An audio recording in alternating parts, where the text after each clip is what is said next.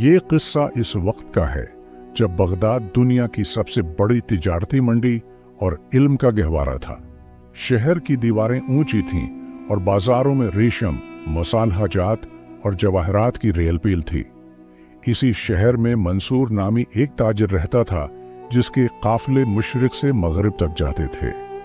मंसूर के पास इतना सोना था कि उसे गिनने के लिए कई खादिम मुकर्रर थे, मगर उसका दिल एक खाली बर्तन की तरह था। वो जितना ज्यादा कमाता, उसकी भूख इतनी ही बढ़ती जाती। उसे हर वक्त बस एक ही फिक्र रहती, मेरा सोना कैसे बढ़े। मंसूर का घर एक महल की तरह था, मगर वहां न किसी गरीब को पनाह मिलती और न किसी मुसाफिर को खाना। वो कहता, दौलत मेहनत से आती है और जो गरीब है वो काहिल है, उसे कुछ देना गुनाह है। एक तपती हुई दोपहर जब मंसूर अपने दफ्तर में बैठा अपने मुनाफे का हिसाब कर रहा था, दरवाजे पर दस्तक हुई। खादिम ने आकर बताया, आका, बाहर एक दरवीश खड़ा है, वो सिर्फ एक घूंट पानी और थोड़ी सी गुफ्तगू चाहता है। मंसूर गुस्से से चल आया। उसे कहो, मेरे पास वक्त नहीं है, यहां लाखों के सौदे हो रहे हैं और उसे बातें करनी है। मगर दरवीश ने बाहर से ही आवाज दी, आए मंसूर, सोना तो मिट्टी है, असल दौलत तो वो है जो तुम अपने साथ ले जाओगे। मंसूर को यह बात चभ गई। वो बाहर निकला और तंज से कहा, बाबा, आप जैसे लोग मुफ्त का खाना चाहते हैं, मेरे पास कोई ऐसी दौलत नहीं जो नजर न आए। दरवीश मुस्कुराया। उसकी आंखों में अजीब सी चमक थी। अगर मैं तुम्हें एक ऐसी जगह का पता बताऊं जहां जमीन सोना इगलती है, तो क्या तुम मेरे साथ चलोगे? मंसूर के कान खड़े हो गए। इसकी लालच ने उसकी अकल पर पर्दा डाल दिया। किसी जगह? क्या वो बगदाद के करीब है? दरवीश ने रेगिस्तान की तरफ इशारा किया। वहां वादी स्कूत में एक कदीम गार है, मगर वहां पहुंचने के लिए तुम्हें अपना सब कुछ पीछे छोड़ना होगा। मंसूर ने सोचा कि अगर उसे वो गार मिल गया तो वो बगदाद का क्या, पूरी दुनिया का अमीर तरीन आदमी बन जाएगा। उसने उसी वक्त अपने बेहतरीन घोड़े तैयार करवाए और दरवीश के साथ रेगिस्तान की तरफ निकल पड़ा। उसे अपने घर वालों या कारोबार की फिक्र न थी। उसे बस वो सोना अगलने वाली जमीन नजर आ रही थी। रेगिस्तान की तपती रेत और गर्म हवाएं मंसूर का इम्तिहान ले रही थीं, मगर दरवीश ऐसे चल रहा था जैसे वो बादलों पर हो। कई दिन की मुसाफत के बाद वो एक ऐसे पहाड़ के पास पहुंचे जो बिल्कुल सियाह था और उसके बीच में एक छोटा सा रास्ता था। वो देखो मंसूर, तुम्हारी मंजिल वहीं है। दरवीश ने एक गार की तरफ इशारा किया जिसके दहाने से तेज रोशनी निकल रही थी। मंसूर घोड़े से कूदा और दीवानावार गार की तरफ भागा। उसे लगा जैसे वो सोने के समंदर में गिरने वाला है। जैसे ही वो गार के अंदर दाखिल हुआ, उसकी चीख निकल गई। वहां सोना तो था, मगर वो सब ढांचों के ढेर के ऊपर पड़ा था। वो ढांचे इन ताजरों के थे जो मंसूर से पहले यहां आए थे और अपनी लालच की वजह से वापसी का रास्ता भूल गए थे। मंसूर घबराकर पीछे मुड़ा, मगर गार का रास्ता अब बंद हो चुका था और वहां सिर्फ अंधेरा था। दरवीश बाबा, मुझे बाहर निकालो, मुझे ये सोना नहीं चाहिए, मुझे मेरी जिंदगी चाहिए। मंसूर चलाया। गार की दीवारों से दरवीश की आवाज गूंजी, मंसूर, तुमने कहा था कि तुम्हें वो दौलत चाहिए जो नजर आए, अब उसे समेट लो। मंसूर ने देखा कि दीवारों से सोना पिघलकर नीचे गिर रहा है, मगर वो इतना गर्म था कि उसे छूना नामुमकिन था। उसे अब एहसास हुआ कि सोना प्यास नहीं बुझा सकता और न ही भूख मिटा सकता है। उसने गार के एक कोने में एक पुराना मिट्टी का प्याला देखा जिसमें थोड़ा सा गदला पानी था। उसने वो पानी पीने की कोशिश की, मगर उसे याद आया कि वो शहर में दरवीश को एक घूंट पानी देने से कुतराता था। या अल्लाह, मैं कितना बदकिस्मत हूं। मेरे पास सोने के पहाड़ हैं, मगर एक कतरा पानी की कीमत मेरे पास नहीं। वो जार व कुतार रोने लगा। वो 3 दिन और 3 रातें उस गार में भूखा प्यासा पड़ा रहा। उसका सारा गुरूर मिट्टी में मिल गया। चौथी सुबह जब उसकी हिम्मत जवाब दे रही थी, गार का दहाना दोबारा खुला और रोशनी अंदर आई। दरवीश वहीं खड़ा था। उसके हाथ में वही सादा प्याला था जो मंसूर ने उसे नहीं दिया था। मंसूर, क्या अब भी तुम्हें वो सोना चाहिए या बगदाद की वो गली जहां तुम एक प्यासे को पानी पिला सको? दरवीश ने पूछा। मंसूर दरवीश के कदमों में गिर गया। बाबा, मुझे माफ कर दें, मैं प्यासा मर रहा हूं, मुझे पानी पिलाएं, सोना आप ले लें। दरवीश ने उसे पानी पिलाया और कहा, याद रखो मंसूर, इंसान का पेट सिर्फ कब्र की मिट्टी भर सकती है या कानात का नूर। जब मंसूर होश में आया तो वो गार गायब था और वो रेगिस्तान के वस्त में अकेला खड़ा था। उसके पास न घोड़ा था और न सोना, मगर उसके दिल में एक ऐसा इत्मीनान था जो उसे पहले कभी महसूस नहीं हुआ था। मंसूर ने पांव से जूते उतार दिए और नंगे पांव तपती रेत पर चलना शुरू किया। उसे अब रेत की तपश में एक अजीब लज्जत मिल रही थी। कई मैल पैदल चलने के बाद जब वो बगदाद के अजीम अलशान दरवाजे पर पहुंचा तो दरबानों ने उसे पहचानने से इनकार कर दिया। हट जाओ ए फकीर, तुम जैसे गंदेहाल लोगों का यहां क्या काम? दरबान ने उसे धक्का दिया। मंसूर मुस्कुराया। भाई, मैं वही मंसूर हूं जिसके काफले यहां से गुजरते थे, क्या तुम मुझे भूल गए? दरबान कहकहा मारकर हंसा। मंसूर ताजिर को तो गए हुए महीनों गुजर गए, सुना है वो रेगिस्तान में हलाक हो गया, अब उसकी जायदाद पर दूसरों का कब्जा है। मंसूर के दिल पर चोट लगी, मगर उसने सब्र किया और खामोशी से अपनी गली की तरफ बढ़ गया जहां उसका महल था। वहां पहुंचा तो देखा कि उसके घर के बाहर उसके पुराने हासिद शरीकी कारजबीर का कब्जा था और वो गरीबों को वहां से निकाल रहा था। मंसूर ने अपना ही घर देखा जहां कभी रोशनियों का हुजूम था, अब वहां सिर्फ जुल्म और तकब्बुर का पहरा था। उसने किसी से लड़ने की कोशिश नहीं की, बल्कि वो शहर की कदीम मस्जिद के एक कोने में जा बैठा। उसके पास पहनने को सिर्फ एक फटा हुआ लबादा था, मगर उसके सीने में दरवीश की दी हुई वो दुआ थी जो सोने से महंगी थी। रात हुई तो उसे भूख ने सताया। वही मंसूर जो दस्तरख्वान पर बीसियों खाने सजाता था, अब एक सूखी रोटी के लिए तरस रहा था। अचानक उसे वही दरवीश मस्जिद के सहन में नजर आया। वो एक मुस्कीन को अपने हाथ से खाना खुला रहा था। मंसूर दौड़ता हुआ गया। बाबा, मैं सब कुछ खो चुका हूं, मेरा घर, मेरी दौलत, मेरा नाम, सब खत्म हो गया। दरवीश ने उसे एक लुक्मा दिया और कहा, मंसूर, जब तक तुम्हारे पास वो सब था तुम अम्मे के कैद खाने में थे, अब तुम आजाद हो। दौलत का बोझ इंसान को झुका देता है और फकीरी उसे आसमान की वसातें दिखाती है। दरवीश के अल्फाज मंसूर के दिल में उतर गए। मंसूर ने फैसला किया कि वो अब तिजारत नहीं करेगा, बल्कि इंसानों के दिलों की मट्टी सोना बनाएगा। उसने शहर के एक छोटे से कोने में पानी का एक सबेल, ठंडे पानी का मुटका रखा ताकि कोई प्यासा वहां से खाली न जाए। वो सारा दिन मजदूरी करता और शाम को जो थोड़े से पैसे मिलते उनसे पानी के मटके भरता और मुसाफिरों की खिदमत करता। लोग हैरान थे कि बगदाद का सबसे बड़ा ताजिर अब एक आम सुका पानी पिलाने वाला बन गया था।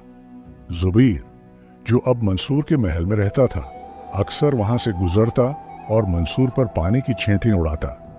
देखो, सोना ढूंढने वाला अब पानी बीच रहा है।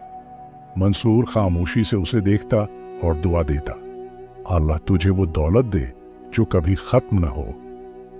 एक दिन शहर में एक अजीब वबा फैली जिसमें लोगों के गले खशक हो जाते और वो पानी पानी पुकारते हुए दम तोड़ देते। अमीरों के कुनवे खशक हो गए और दरिया का पानी भी कड़वा हो गया। पूरे बगदाद में कहराम मच गया। सिर्फ मंसूर का वो मिट्टी का मुटका था जिसका पानी न सिर्फ मीठा था, बल्कि जो उसे पीता उसे शफा मिल जाती। लोग क़तार दर क़तार मंसूर के पास आने लगे। अमीर और गरीब एक ही लाइन में खड़े थे। जुबीर भी तड़पता हुआ आया। उसकी जबान प्यास से बाहर निकली हुई थी और वो बोलने के काबिल न था। मंसूर ने उसे पहचान लिया। उसने वही प्याला भरा और ज़बीर के होंठों से लगा दिया। पी लो भाई, ये अल्लाह की अमानत है। ज़बीर की आंखों से आंसू बहने लगे। उसे अपनी तमाम ज्यादतियां याद आ गईं। उसने पानी पीते ही मंसूर के पांव पकड़ लिए। मुझे माफ कर दो मंसूर, तुम्हारा महल, तुम्हारा सोना सब तुम्हारा है। मैंने तुम्हारे साथ बहुत बुरा किया। ज़बीर गिड़गिड़ाया। मंसूर ने उसे उठाया। वो महल मेरा कभी था ही नहीं, वो तो एक कैद खाना था। मेरा असल ठिकाना तो ये मट्टी का मटका है। आहिस्ता आहिस्ता वबा खत्म हो गई, मगर मंसूर की शहरत अब पूरे मुल्क में एक दरवेश सिफत ताजिर के तौर पर फैल गई। खलीफा वक्त तक ये बात पहुंची। उसने मंसूर को दरबार में बुलाया और उसे सोने की अशरफियों की पेशकश की। मंसूर, तुमने मेरे शहर को बचाया है, तुम जो मांगोगे तुम्हें मिलेगा, खलीफा ने कहा। मंसूर ने सादगी से जवाब दिया, आली जा, मुझे सिर्फ इतना सोना चाहिए जितना इस दरवीश के प्याले में समा सके। खलीफा ने हंसते हुए एक इशरफी दरवीश के प्याले में डाली, मगर वो प्याला खाली ही रहा।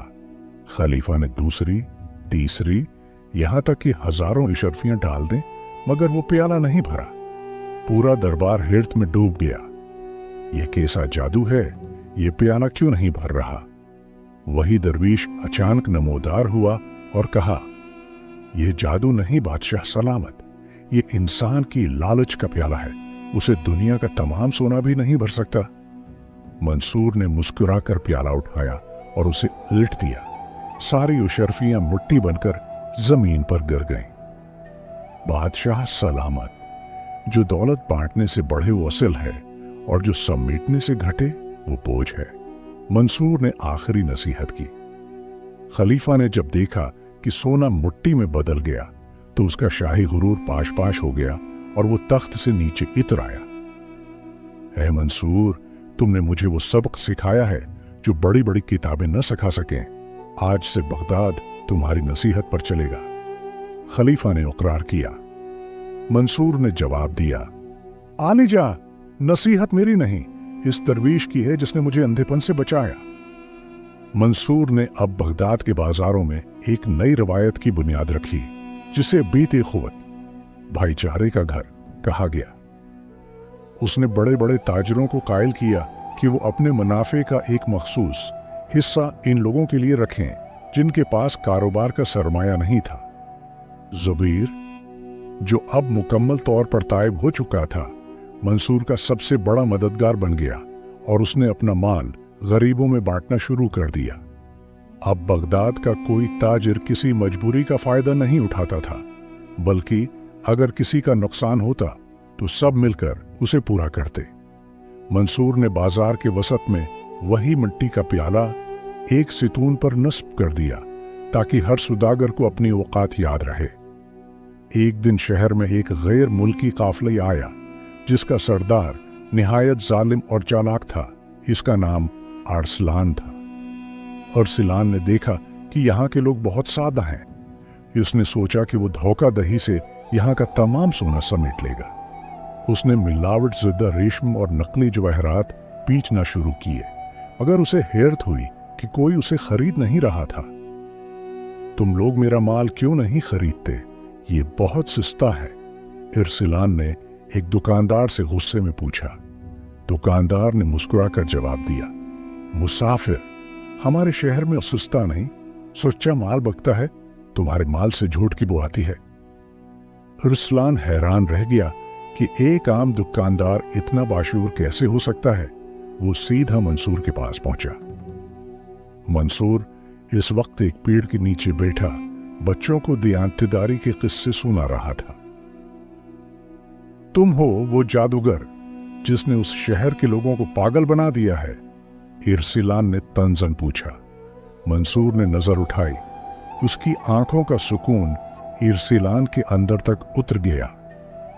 मैं जादूगर नहीं, सिर्फ एक ताइब इंसान हूं। मंसूर ने अरसलान को अपने पास बिठाया और उसे वो गार वाला किस्सा सुनाया कि किस तरह सोना ढांचों में बदल जाता है।